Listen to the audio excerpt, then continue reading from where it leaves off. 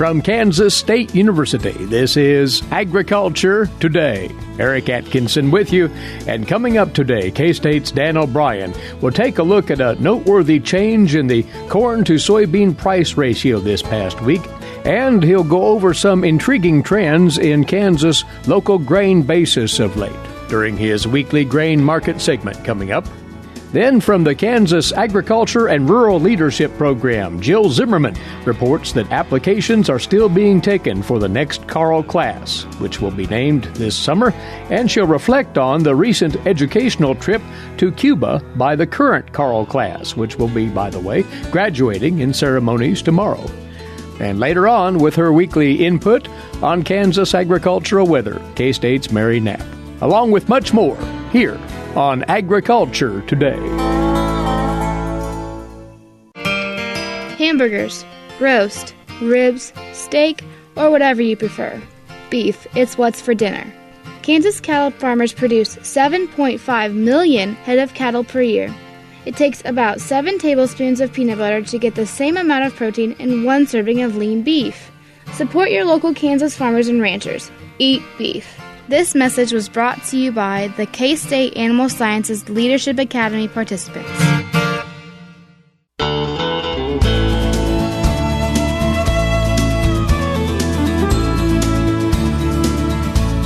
Welcome once again to another Agriculture Today.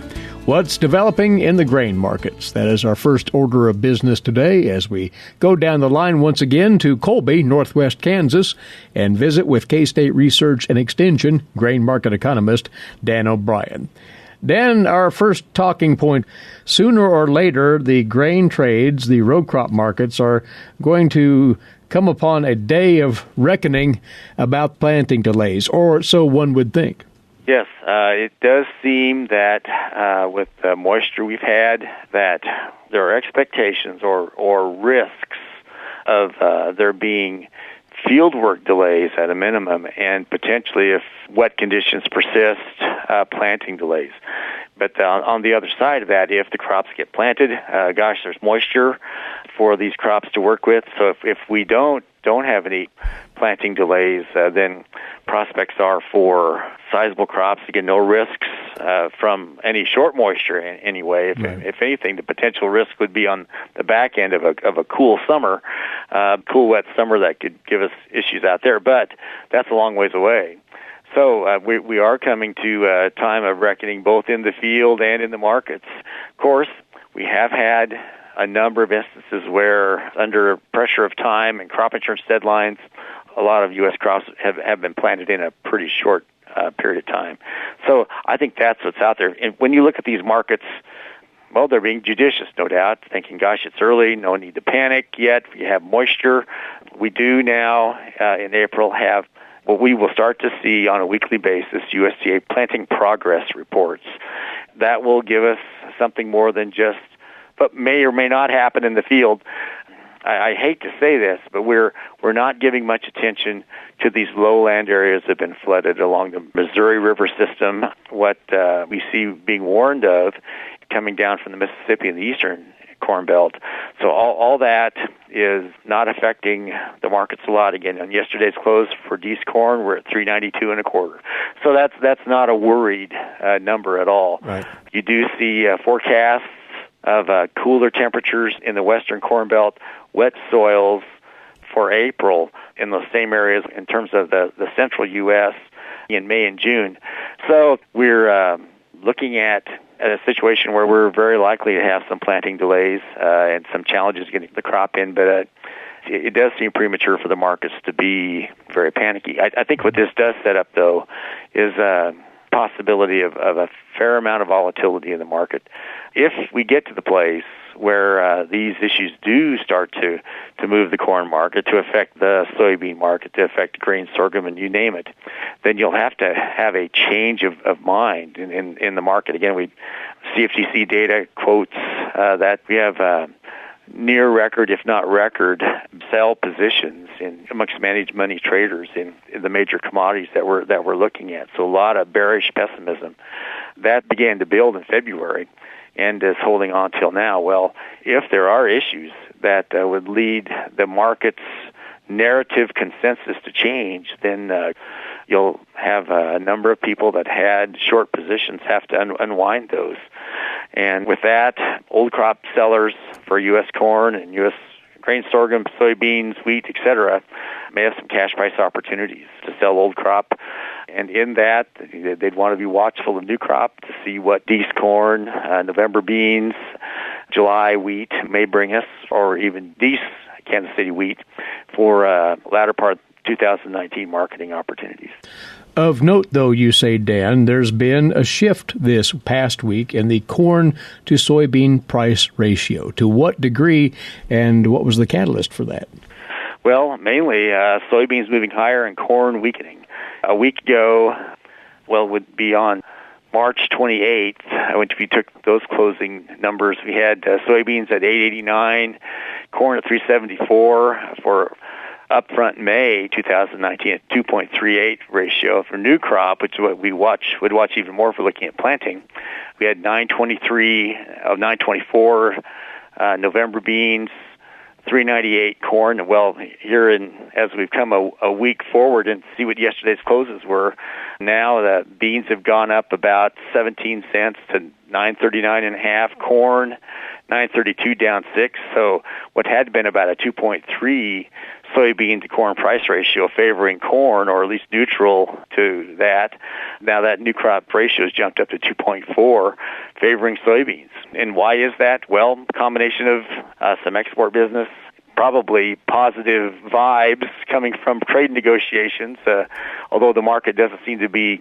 in the mode to respond to anything in a major way until there's actually signatures on the paper. Mm-hmm. But combination of those factors, and again, this general idea in the corn market that just don't anticipate any production problems, those together, now we're seeing the pendulum swing a bit towards soybeans. And, if we go along, we do have some planting delays that affect 1, 2, 3, 4 million acres of corn, then soybeans will see their day. They will get some extra acres beyond what these initial projections have allotted for them. Now, you routinely account in your market notes each week what's going on with basis levels at the Kansas delivery points. And we see quite a discrepancy in feed grain basis east to west in the state. Yes, generally our demand center for feed grains in Kansas has been acknowledged to be southwest Kansas. Again, feedlots, what livestock feeding industry there, and also a number of ethanol plants established in that same area. Of course, those ethanol plants, as they process corn produced in that part of the world, are producing ethanol and distillers' grains.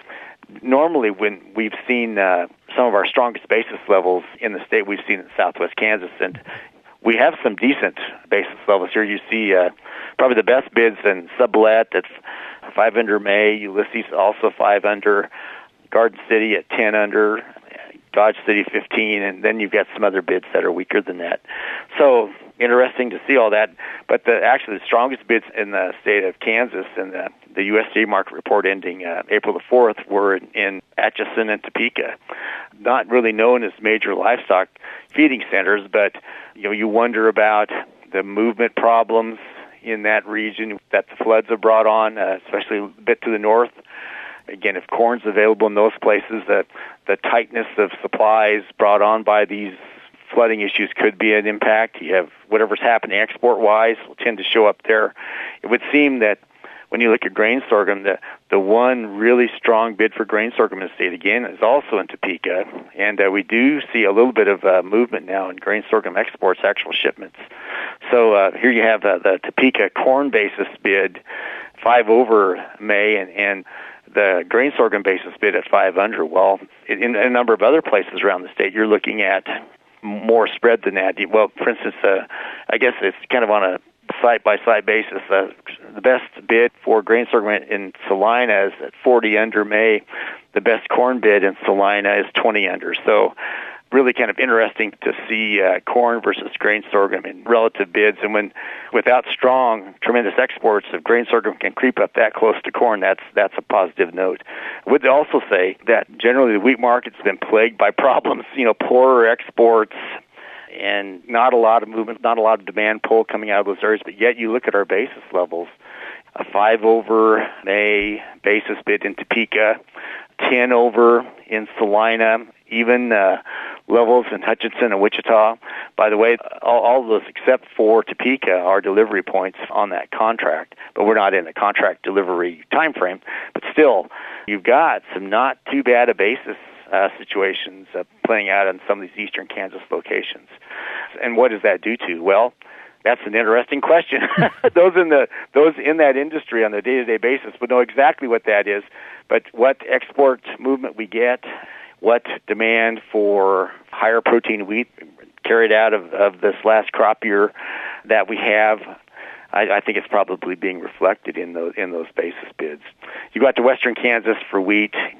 We have a good basis bid in Colby at 2,200, and that's not normally where you'd see the best basis bids in western Kansas, so that you would think that there's some export movement or something happening there that would help to drive that. A lot of other places, 30 under, 45 under, 50 under. So interesting to see some of those trends.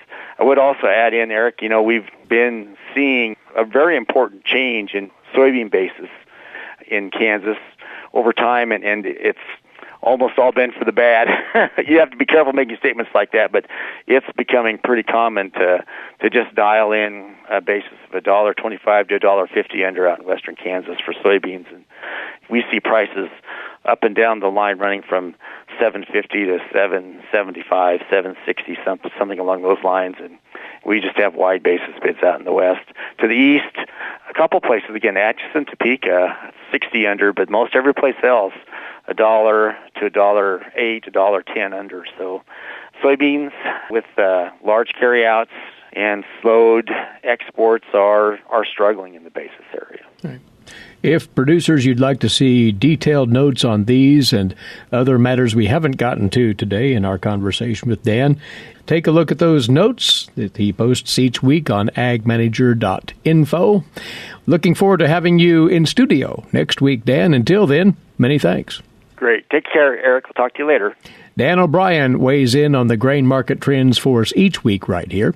He's a grain market economist with K-State Research and Extension. And Agriculture Today returns shortly on this, the K-State Radio Network. What is radon? Home exposure to radon gas is the leading cause of lung cancer death in the United States for non-smokers. In Kansas, 1 in 4 homes will test at or above the EPA action level. The Surgeon General recommends all homes be tested and fixed if necessary. Visit kansasradonprogram.org for more information. Test, fix, save a life. This message brought to you by the Kansas Radon Program, the Kansas Association of Broadcasters, and this station.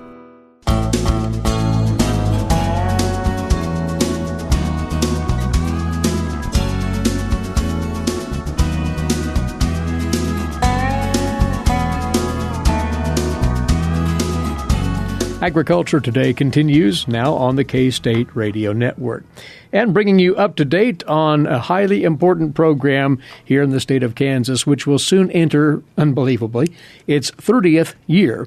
It's the Kansas Agriculture and Rural Leadership Program, which is housed at Kansas State University.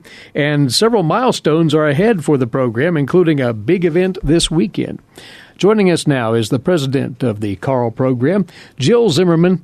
And Jill, you've been involved in this program as a participant and now as the president, and it has had a remarkable run over now almost 3 decades. Yeah, you're right. And thank you for having us today, Eric. It is a milestone, certainly, for the program and the things that the program's been able to do and accomplish. With the graduation on Saturday, we'll soon have a little over 400 participants that have been through the program. And so Saturday's graduation will kind of bring to a close the experience for the current class, which is Class 14. And we want to talk of that experience, including a trip for that class to Cuba recently, which was quite an undertaking unto itself. But the basics of what the CARL program is all about, you might remind us of how it works. Yeah, so the CARL program, which stands for Kansas Agriculture and Rural Leadership Program, like you said, we are soon to enter our 30th year.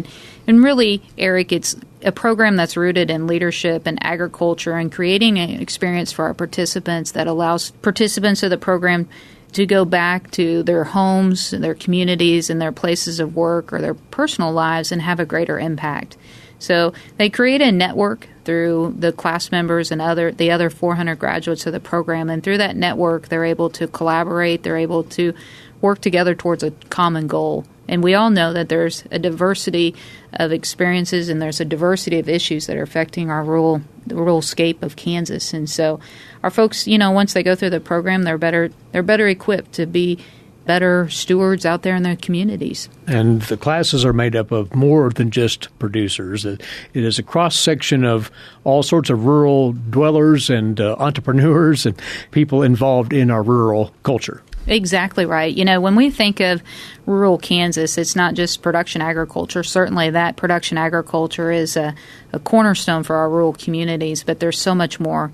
There's Main Street businesses and there's every, community development professionals. And so when you look at the folks that make up the current class, we have folks that represent the manufacturing industry. We have participants that come from Network Kansas, which is an entrepreneurship program that has a lot of legs and is doing great things. And so, the diversity, and I think that's part of what makes Carl unique, is that we bring it together, not just folks from production agriculture, but people that have an interest in community development.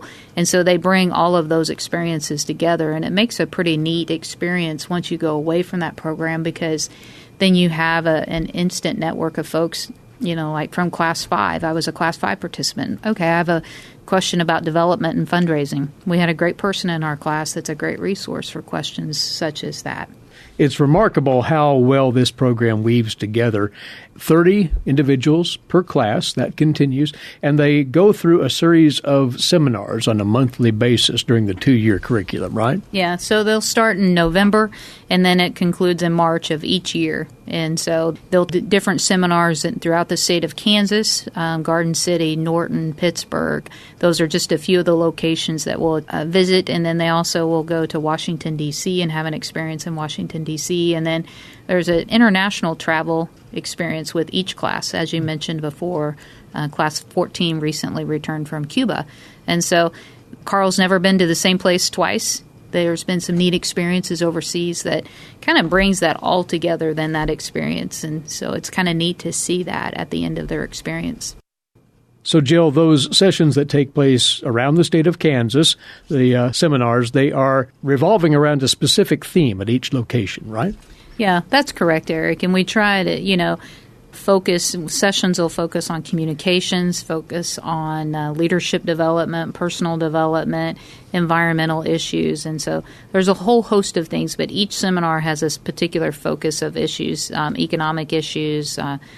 This year we added a new seminar with Class 14 that was focused around the animal health corridor in Kansas City. And so it's always evolving, but we do try to, a lot of the topics focus to those that I mentioned.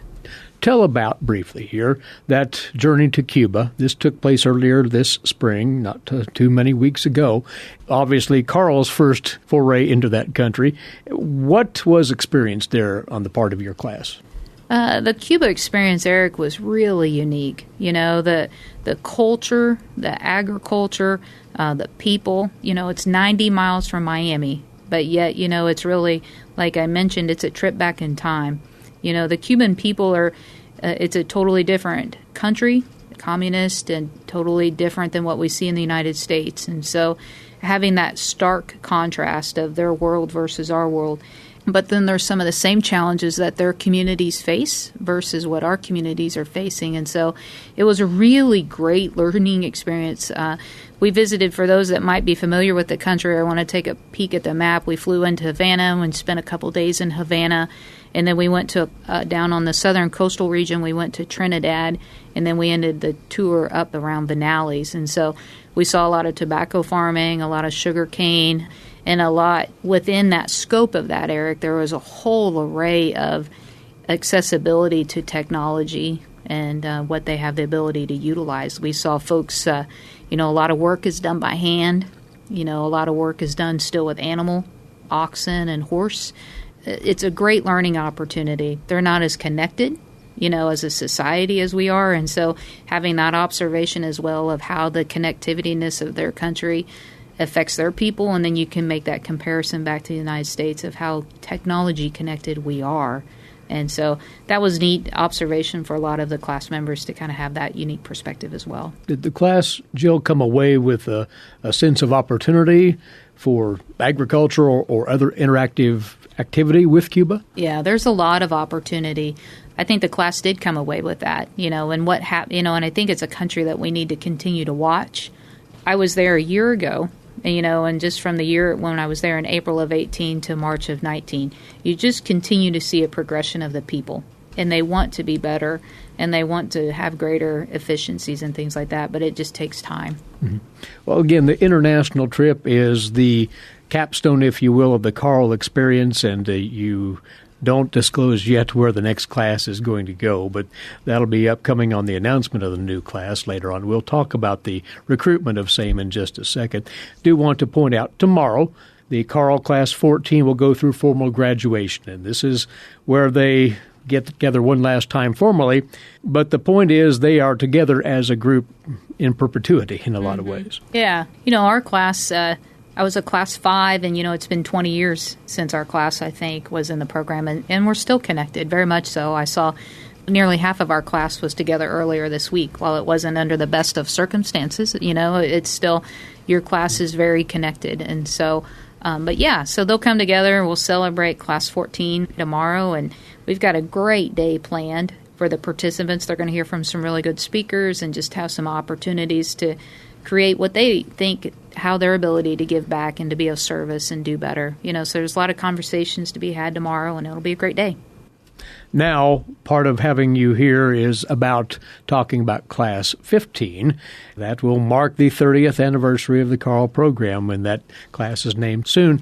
And applications are still being taken for that class, right? Yes, we are currently accepting applications for Class 15, and those applications will accept those through Monday, April 15th is the date of which we ask for those applications to be submitted. It's a totally online application process, and so folks can visit carlprogram.com, and once they visit that, it's pretty straightforward, and they need to submit 2 reference letters and things of that nature, but it's all right there, and it's an easy process being online. Mm-hmm. It's detailed, but yet it's right. Manageable. So. Yeah. But that is, again, a week from this Monday, April the 15th, the final day for applications for the next Carl class. If they're so inclined, they simply go to the Carl website? Yes. Yep. You can go to the Carl website and explore that, and if they have any questions, they can also send an email to carl@ksu.edu, and we'll be happy to respond. And there's a wealth of information describing past Carl experiences, how the seminars work, the subject matter they'll cover, and so forth. Exactly, yes. Very good. Well, Jill, good luck with the graduation ceremony for the current Carl Class 14 tomorrow, as well as recruiting that next Class 15. We always appreciate having you by. Thank you. Thank you. Jill Zimmerman with us. She is the president of the Kansas Agriculture and Rural Leadership Program. To find out more about applying for that class, as Jill says once again, merely go to the website. It's all detailed there at carlprogram.com. That's carlprogram.com. You're tuned in to Agriculture Today. We'll stand aside for a few moments. When we come back, today's agricultural news headlines for you, as well as this week's edition of the Kansas Wheat Scoop. As a matter of fact, a current member of that Carl class graduating tomorrow, Jordan Hildebrand, doing the honors there. And again, awaiting to visit with us about the Kansas agricultural weather scene, K-State's Mary Knapp. All that still ahead here on the K-State Radio Network. Please stay with us. While many people know hunger is an issue in developing countries, it is also a problem in our own backyards. In 2010, 1 in 7 Kansans struggled to put adequate food on the table. 2 K-State research and extension programs are tackling this problem. The Family Nutrition Program and Expanded Food and Nutrition Education Program reach thousands of Kansans in more than 70 counties. They learn how to eat healthy with a low budget. For more information about these programs, visit ksre.ksu.edu.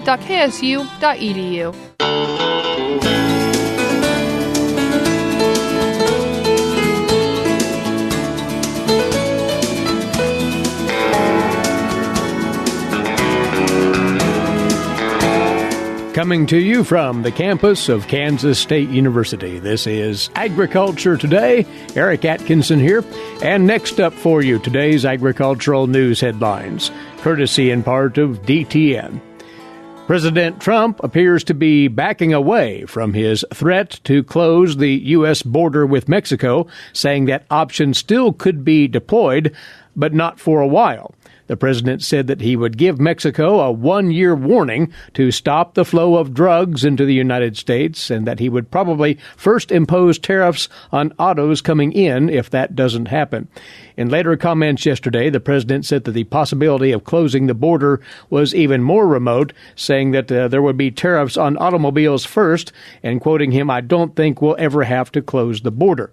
The president's reversal on the issue likely reflects efforts by lawmakers, agriculture, and business interests, and top White House officials who have all expressed alarm and related the potential economic impacts that would accompany such a border closing. Meantime, more progress is reportedly being made this week toward a trade agreement between the U.S. and China. Here's the latest from the USDA's Gary Crawford. This week in Washington, top Chinese trade officials are here, continuing trade agreement talks. And on that score, for weeks, we have been hearing this particular description of the progress. We're getting closer. This time, it's from the number 2 official at the U.S. Department of Agriculture, Deputy Secretary Steve Censky, telling the American Coalition for Ethanol meeting that the list of just the agricultural concessions the U.S. is seeking is a long one. We want to have not only robust purchase commitments from China on many different commodities, but we also need to address some of the structural issues that have been constraining trade. And there are dozens of those, but of interest to his audience of ethanol supporters. We need to have the reduction in the ethanol duties, and we need to remove the anti-dumping duties on dried distillers' grains. Again, Censky says trade agreement negotiators are making progress. But we still have a ways to go, and I'm hopeful that through this session here this week, that we'll be moving much closer. In Washington, Gary Crawford for the U.S. Department of Agriculture. According to a Brazilian agribusiness official, African swine fever in China is a transformational event, in his words, putting the U.S. and Brazil in line to boost exports of pork to China. That from BRF CEO Pedro Parente. However, he says the rise in Brazilian exports would in part depend on more Brazilian pork plants getting certified to ship pork to China, detailing that BRF has only one unit available to sell pork to China right now. But Brazilian companies could ship, he says, an additional 200,000 to 300,000 metric tons of pork annually to China. He predicted the U.S. could see its shipments rise by some 700,000 metric tons. Those figures would be small given China's annual pork demand of about 56 million metric tons against production of 54 million metric tons. A 10% drop in Chinese production, which would be a conservative estimate, would create a need for an additional 5.5 million metric tons, according to Parente. And the Texas Attorney General is now pressing a federal court in Galveston, Texas, to issue a national injunction on the 2015 Waters of the U.S., or WOTUS rule. This after a court in Ohio denied a similar motion in recent weeks. After a long series of court actions in the past couple of years, a split remains between states still under jurisdiction of the rule, those that are not. At present, the rule on hold in 28 states, including Kansas, and in effect in the other 22. In the meantime, the EPA continues a public comment period on the proposed new rule. States and agricultural interest groups have expressed concern that this split in jurisdiction has created confusion and is harming stakeholders, including farmers and ranchers. You are tuned in to Agriculture Today. Coming your way next, this week's edition of the Kansas Wheat Scoop. And with that is Jordan Hildebrand. Jordan? Flour, yeast, water. These are the basic ingredients in a bread recipe. So, how can you make something so timeless and universal, unique? The National Festival of Breads, America's Bread Baking Championship, is a biennial contest that encourages home bakers and food bloggers to do just that. The 2019 NFOB received almost 300 entries from around the country. And while not every recipe could be a top 8 finalist, there were plenty that deserved merits in their own right. Honorable mentions for the 2019 National Festival of Breads include Give Me S'more Braid, Kelsey Burns, Akini, Iowa; Gold Goddess bread, Laney Smith, Topeka, Kansas. Hawaiian blossoms, Elkie Robbie, Lincoln, Nebraska. No Need to Fret, Cranberry Almond Brunch Bread, Mary Leverett, Columbia, South Carolina. Orange Hazelnut Cocoa Twists, Jane Fry, Elk Falls, Kansas. Peppery Southwest Beer Bread, Janet Gill, Canton, Ohio. Russian Red Rose Bread, Sarah Featherstone, Salina, Kansas. Strawberry Sorghum Sticky Buns, Sharon Ricci, Carthage, North Carolina. This year's special award winners for Best Recipe using soy ingredients, sponsored by the Kansas Soybean Commission, are Sicilian Star Bread, developed by Brenda Watts, Gaffney, South Carolina, in the Home Baker Division, and Lucky 5-Spice Cloverleaf Rolls, created by Shauna Havey, Roy, Utah, in the Food Blogger Division. Brenda Watts will be competing at the 2019 National Festival of Breads as a finalist with her same recipe, Sicilian Star Bread. Shauna Havey is a familiar face at the National Festival of Breads. She was a finalist in the 2017 competition with her butternut romesco braid, and will be returning for the 2019 contest in Manhattan, Kansas on June 8th for another opportunity at the championship title with her beetroot amaretto rolls. The Kansas Soybean Commission has been a sponsor of the National Festival of Bread since 2013. The creation of the Soy Award has exposed thousands of bakers around the country to the value and versatility of soy products in the kitchen, and particularly in baked goods. Cindy Falk, co-chair of the National Festival of Bread, said, "The wheat farmers of Kansas are proud to partner with their soybean counterparts to help this event happen. A big part of this event is to earn the trust of bakers around the nation and to help bring them into the heartland where their food is grown. Our partnership with the Kansas Soybean Commission has helped this contest grow and further our farm-based messaging with bakers and festival attendees. The National Festival of Breads will be held on June 8th at the Hilton Garden Inn in Manhattan, Kansas, with hands-on activities, free food samples, a fun kids zone, and a live baking competition featuring the 8 finalists from around the country. NFOB co-chair Julene DeRucci said, "The National Festival of Breads is an event the entire family can enjoy." To learn more, visit nationalfestivalofbreads.com or follow us on Facebook. For Kansas Wheat, this is Jordan Hildebrand. Thanks, Jordan. And if you haven't yet, check out our podcast service. By going to agtoday.net, you will tap the subscribe button there, and brand new episodes of the program will automatically arrive on your mobile device every weekday. agtoday.net, and we'll return in a moment here on Agriculture Today. Legal and financial concerns surround the day-to-day management of the agricultural industry. Producers, ag creditors, and USDA agencies rely on Kansas Agricultural Mediation Services. If you've received an adverse decision from the USDA or have an ag credit concern, call today 800-321-3276 or visit us online. Kansas Agricultural Mediation Services, exploring options, generating solutions.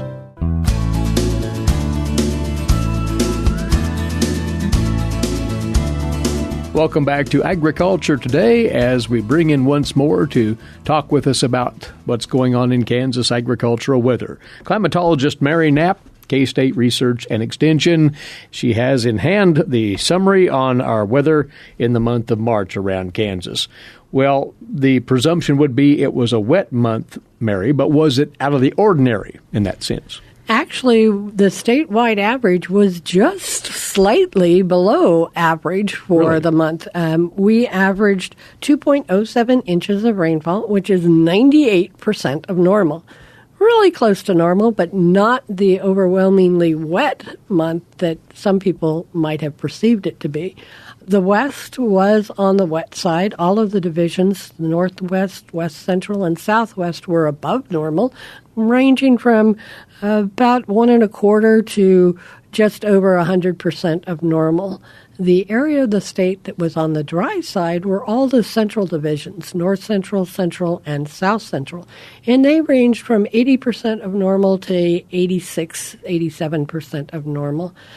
In the eastern divisions, we were closer to normal. The northeast was wet, and the east central and the southeast were 95 to 98% of normal. Again, very close to what we would expect for the month. And remember, March is significantly wetter than February, so there was a lot more that you needed to squeeze out of any system in order to stay above normal. Year to date, everybody is wet, and that's not any surprise. We're still wet. Probably almost as important is the fact that we were much cooler than normal. There wasn't much in the way of evaporative loss for the moisture that fell. There wasn't much in demand from the vegetation. That it was not growing very much. That changed towards the end of the month, but we still ended up between 3.5 and almost 6 degrees cooler than normal for the state. Fortunately, April has started out on the mild side, and we've gotten actually some progress on the winter-planted crops. They've begun to jump out and start moving. The hollow stem report that Romulo Lolato shows is they're actually seeing some hollow stems now. Mm-hmm. So that has been very welcome. We are watching how quickly the soils are drying down because there was very little fertilizer applied in the fall because it was simply too wet to do it. If you're doing things like anhydrous ammonia, you need to wait 2 weeks after that before you can plant. And so we're starting to push that date of when we optimally would plant our corn.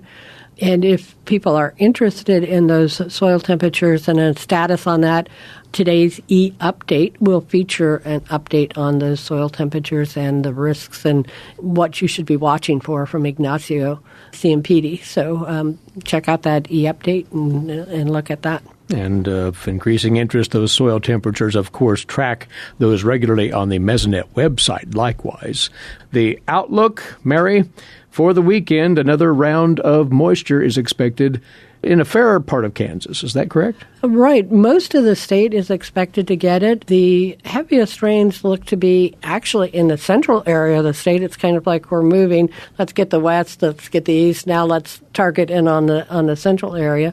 And then if we look at the 7-day outlook through next Thursday, the strongest chances are along the northern tiers of counties. In those areas, northwest to northeast, we may see as much as an inch and a quarter of rainfall. Southwest is looking more in the neighborhood of 1/10 to a half an inch of rainfall, and the central, west central, east central, down into the southeast, somewhere in that 1/2 to 3/4, maybe an inch of rain. So we'll see how well that verifies.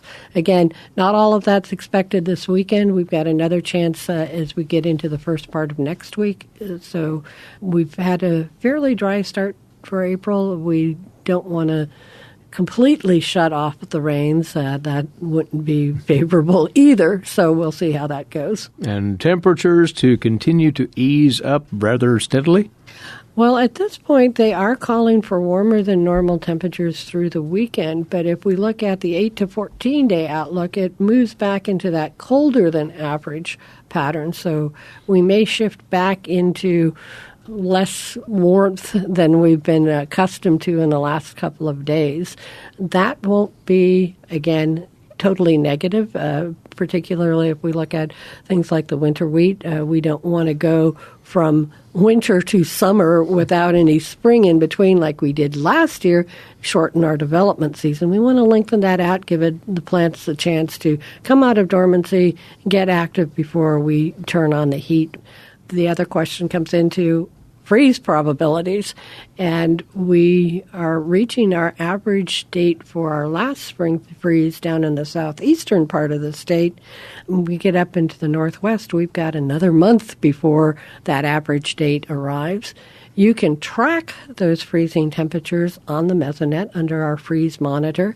There's an article in today's e-update again featuring that particular tool, because it's not only how cold did it get, but how long did it stay at those cold temperatures, particularly if we get some corn in the ground and it starts getting up. We're not out of the woods yet, is the point there. Right. And last thing, and this is a increasingly dominant topic, the potential for floods in the Missouri and then Mississippi River basins. And that has folks' attention because of the snowmelt yet to happen upstream in the upper plains. Right. And there are two problems with the flood outlook. One is that downstream is still very, very full and flooding. That means that this rainfall, this moisture has nowhere to go. particularly the upper Missouri River Valley Basin, is expected to have a high chance of severe flooding. As we move a little bit further south and into Kansas, it's more of a moderate chance for flooding, but it goes all the way, and we're already seeing it in the upper reaches of the Blue River. Low-lying fields are flooded. Low water passages will be an issue. In the southwest, we think the Arkansas River Basin, most of that is only a slight risk for flooding, and that will be pretty much storm-driven. So we get a big downpour. Again, we still have saturated soils. We're likely to have some moderate flooding with an event like that. It'll be a story we'll be tracking extremely closely here in the weeks, if not a couple of months ahead. Mary, thank you, and we'll talk again next week. Thanks, Eric. Mary Knapp, along with us, climatologist, K-State Research and Extension. Likewise, thanks to you for being along with us. We'll return right here on Monday. Hope you'll be back with us then.